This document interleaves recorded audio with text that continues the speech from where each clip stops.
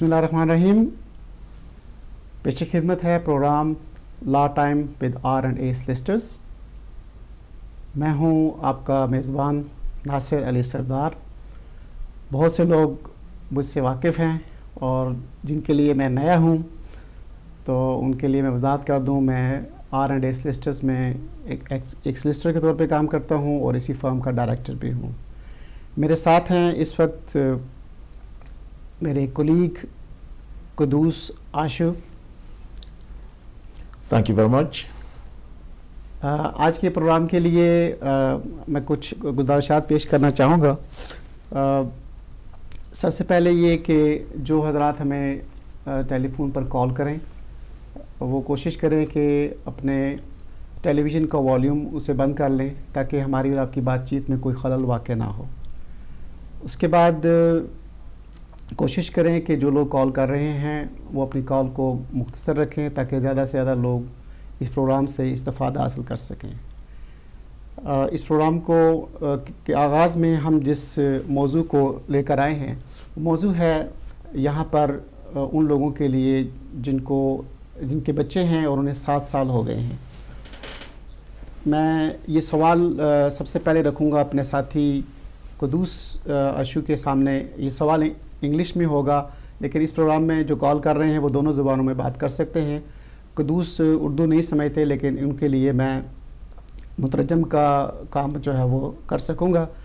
So I would like to ask you Quddus, what is the position of the present law in terms of 7 years rule, because there are many rumors about this rule. So would you like to elaborate on this topic, please? Certainly. The 7-year rule is, well, I will try to go to the background a bit, was introduced in 2012, whereby if a child has lived in the UK for the first 7 years of their life, then they have acquired private lives, which is an aspect of human rights, Article 8 of human rights. That is the European Convention on Human Rights. So the law itself was a little bit complicated. So to answer your question,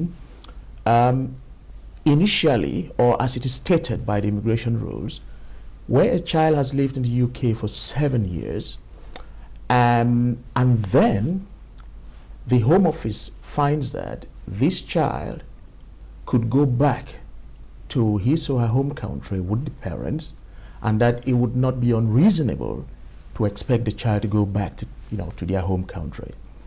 Now, because of these two aspects of the law, on the one hand, the child has to qualify after having been in the UK for 7 years, and on the other hand, the Home Office has to be satisfied that it would not be unreasonable to expect the child to return to their home country. That is where the difficulty is. We, in our experience, refusal rates has been very high in this category. But to answer your question, there are some sort of glimpses of a positive outlook in this category, because some case law has come to sort of give a lot more, I should say, hope for the parents who are applying for the children under the 7-year rule. It has brought in some sort of public policy considerations which has to be taken into consideration when assessing whether a child qualifies or not. So to answer your question, really, yes, it is a difficult category, but it is hopeful from our perspective nowadays to put in such an application and succeed. So what about the present circumstances? Because as I said before, there are rumors that there has been some relaxation in this rule. So how far this is true? Well, the rule itself is found in the immigration rules, which is a body of rules that guide the application of the immigration law. Nothing has changed there. So those rules have not been amended. But what, like I said before, has changed is there are cases in the higher courts that have come to to give more hopes, as I said. I will not go into details of that case here because it will require a lot of explanation and a lot of technicalities. I need to summarize your views in Urdu as well for people who may not understand you properly.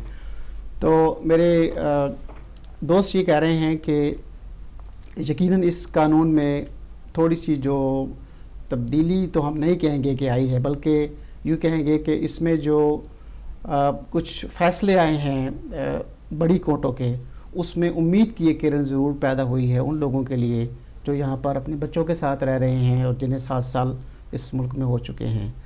मैं इस सिलसिले में कुछ मज़ीद वजाहत तलब करूँगा अपने साथी से, ताकि शायद वो हमें कुछ इस पर मज़ीद रोशनी डाल सके। Quddus, I would like to ask this question. I mean, if someone has lived in this country for 7 years with children, so what would you propose those people to do if they are in this category? Generally speaking, it is a category that is open for individual consideration and individual circumstances to be applied. If a family has got a child that has been in the UK for 7 years and they have to assess their circumstances back home, if there are things that they can put forward to explain why they think it is unreasonable to expect their child and of course the parents to return to their home country, then they should be able to put this forward. I would say those who can afford it should contact an expert, a solicitor, to be able to assist with putting together such an application. But I think the bottom line is, if a child, for example, has got medical issues, that treatment of these medical issues would not be possible or would not be accessible in their home country, that is a consideration that they can put forward to help explain the fact that it would be unreasonable to expect them to go to their home country or to return to their home country. There are other issues like the condition of the home country. Is there warfare in the home country? I have in my practice come across cases where children are avoiding the FGM practices, for example. The female genital mutilation, it's a practice, cultural practice in some parts of the world. So it is considered in the UK inhumane for such practices. So when you present issues like these, it would most likely be sufficient to convince the Home Office that it's unreasonable to expect the child and the parents to return home. Right, so let me summarize it. मेरे दोस्त ये कह रहे हैं कि अगर कोई family ये समझती है कि उनके 7 बच्चे हैं और उन्हें 7 साल इस मुल्क में हो गए हैं रहते हुए, और अगर वो ये समझते हैं कि उनके मुल्की हालात में कुछ ऐसे अवामिल हैं, कुछ ऐसी चीज़ें हैं जो कि इस बच्चे के लिए नुकसानदेह हो सकती हैं। मसलन एक बच्चा किसी बीमारी में मुब्तला है जिसका इलाज शायद उनके मुल्क में मुमकिन नहीं है, या उनके मुल्क में कुछ कवानीन ऐसे हैं जहाँ पर बच्चों के बारे में शायद बेहतर ना हो, तो इस किस्म के केसेस में वो वालिदैन जो हैं, अगर वो ये अफोर्ड कर सकते हैं ये एप्लीकेशंस, तो उन्हें चाहिए कि वो किसी मुस्तनद वकील के पास जाएं, उन्हें जाके अपने पेपर्स दिखाएं और उसके बाद वो एक एप्लीकेशन जो है वो जमा करवा सकते हैं. Now I think we should move to the next area of the law, which I was thinking to discuss with you. Okay. Now there has been an issue within the communities. We have a call, so let me interrupt you here. Assalamu alaikum. कौन साहब कहाँ से? जी वालेकुम सलाम. मैं Mrs Shah बात कर रही हूँ. मुझे एक क्वेश्चन पूछना था शो में. जी पूछिए. Thank you. जी पूछिए, आप सवाल पूछिए. जी सवाल पूछिए. हेलो अस्सलाम वालेकुम.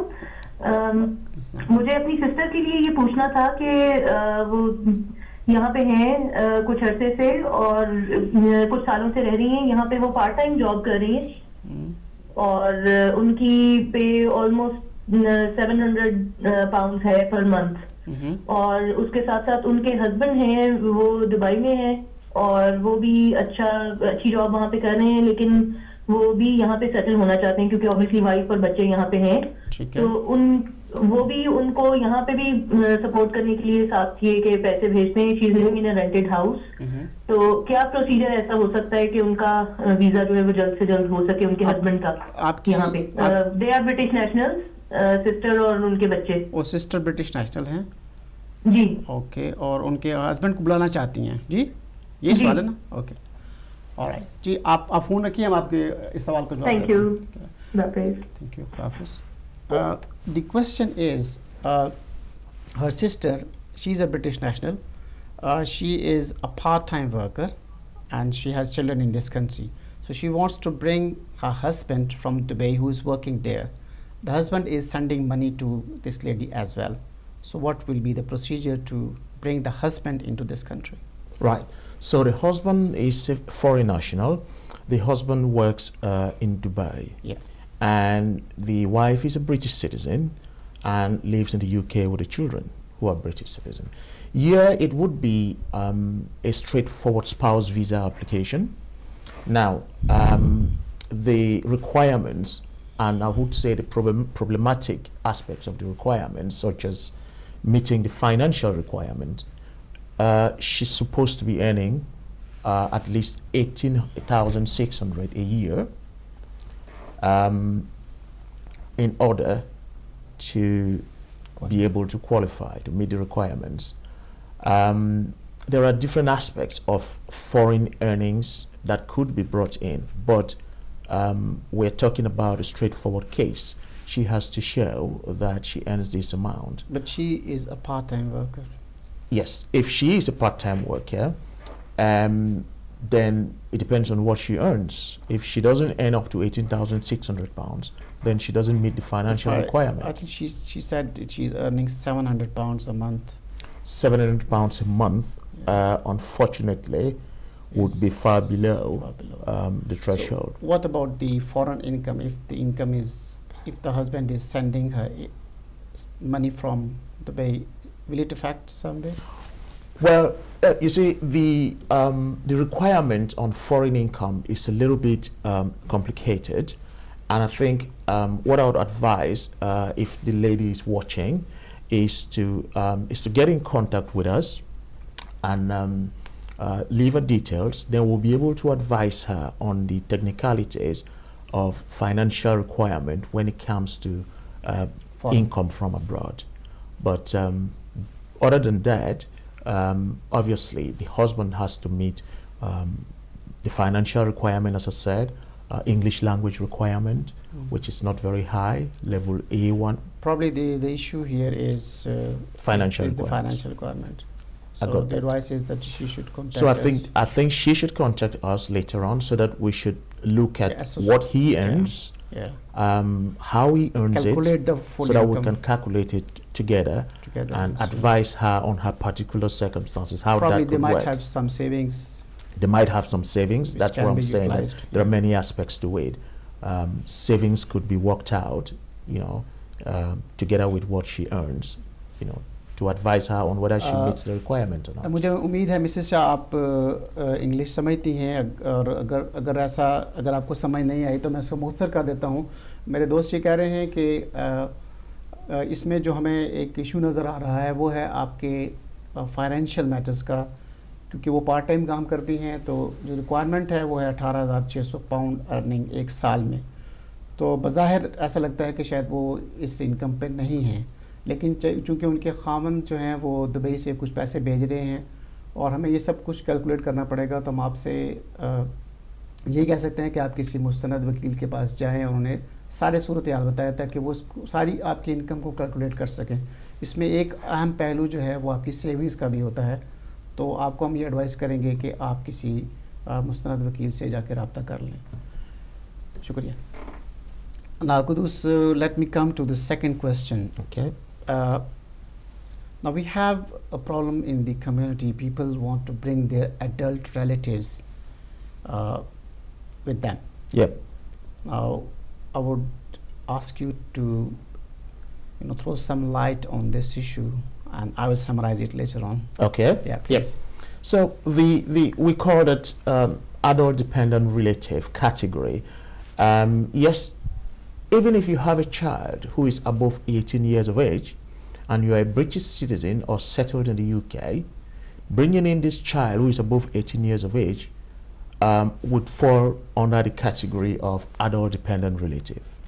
Bringing in your parents or even your grandparents would fall under the adult dependent relative category. Now, this category has changed over the years. People don't understand that from inquiries that we get. People still think it is possible for parents who are already in the UK, for example, or other adult dependent relatives to apply under this category to stay in the UK. That's not possible anymore. So the adult dependent relative category is only for an entry clearance when you apply from abroad to come into the UK. That's the first point. Also, it has got requirements that we realize that it's got a very high threshold in terms of meeting these requirements. For an adult dependent relative to qualify, first of all, you must show to the Home Office or to the entry clearance officer in this case that the adult dependent relative requires daily care, and that this care cannot be provided economically in their home country, and that there's no one available in their home country to provide them this daily care. And meeting that requirement has been problematic, so it has to be those that succeed are those that have shown that there's no one available in the home country to provide them with this care. It is financially not possible to provide this care from the UK, so the only feasible alternative is to bring the adult.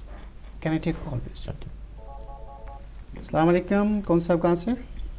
अस्सलाम वालेकुम जी, नासिर भाई ज़हीर अर्ज़ कर रहा हूँ। जी ज़हीर भाई, कैसे हैं? से ठीक है? माशाल्लाह जी, बहुत ज़बरदस्त प्रोग्राम लेके आए आप लोग। बहुत शुक्रिया। और उम्मीद करते हैं कि हमारे व्यूअर्स भी, हमारे नाज़रीन भी इससे इसी तरीके से फ़ायदा उठाएंगे आपकी गुफ्तगू से। और ये माशाल्लाह द थिंग इज़, ये थोड़ा सा हटके भी प्रोग्राम है, और जिसमें हमारे यहाँ पे जो लोकल इंग्लिश समझने वाले और बोलने वाले हमारे बंदे हैं वो भी इससे इंशाल्लाह मुस्तफीद होंगे। बहुत शुक्रिया। मेरा क्वेश्चन आपसे ये है कि यहाँ पे जो इस वक्त ब्रेक्सिट होने जा रहा है, उस पे जो जी जो मेरा ख्याल मार्च में ट्रिगर हो रहे हैं, उसमें जो बाद वाले हैं उनके लिए इन्होंने क्या स्टेटस जो है वो अनाउंस किया है, या अभी तक वो इन प्रोसेस है, उसकी कोई न्यूज़ नहीं है? जी बहुत शुक्रिया ज़हीर भाई, बहुत शुक्रिया, बहुत शुक्रिया। अस्सलाम वालेकुम व रहमतुल्लाह। The question is about Brexit. Okay. What are the effects of Brexit on the people who are in this country living as EU nationals? Right. This would be my view of it, because there is no law as of now. We are still part of the EU. Now, what I think may be the case is after we come out of the EU, those who are already in the UK with a residence card, I'm referring to family members of EU nationals, from the way the law works, I suspect that there would be a transitional arrangement whereby those who are already in the UK with a residence card would continue towards permanent residency in the UK. Also, I think for EU nationals who are already in the UK with residence cards, because they need to register Themselves while living in the UK, or apply for a permanent residence card or a permanent residency status in the UK. Now, those, I think, after we would have left the EU, would still have the right to stay in the UK. But I suspect, again, it is my personal view, there are no laws that instruct me on that. I suspect that those who stay in the UK, whether they are EU nationals or foreign nationals, without any residence cards, they might be in difficulties to try to prove their right to stay in the UK. ज़ई साहब, जैसे आपने सवाल किया, मैं अपने colleague की बात को मुख्तसर करता हूँ। वो कहना ये चाह रहे हैं कि यकीनन ब्रेक्सिट के असरात उन लोगों पर ज़रूर पड़ेंगे जो यहाँ पर बग़ैर रेजिडेंस कार्ड के या रेजिडेंस परमिट लिए हुए रह रहे हैं। वो लोग जिन्होंने रेजिडेंस कार्ड हासिल कर लिए हैं या जिनके पास परमानेंट रेजिडेंस हैं, उनके लिए कोई ना कोई रास्ता ज़रूर निकाला जाएगा। जबकि वो लोग जिन्होंने किसी किस्म का रेजिडेंस कार्ड यहाँ पर नहीं लिया हुआ है और वो सिर्फ इस बुनियाद पर रह रहे हैं कि वो EU नेशनल्स हैं, उनके लिए शायद कुछ मुश्किलात हो सकती हैं। मुझे ये कहा जा रहा है कि हम एक ब्रेक ले लें, तो नाज़रीन आपसे मुलाकात होती है ब्रेक के बाद।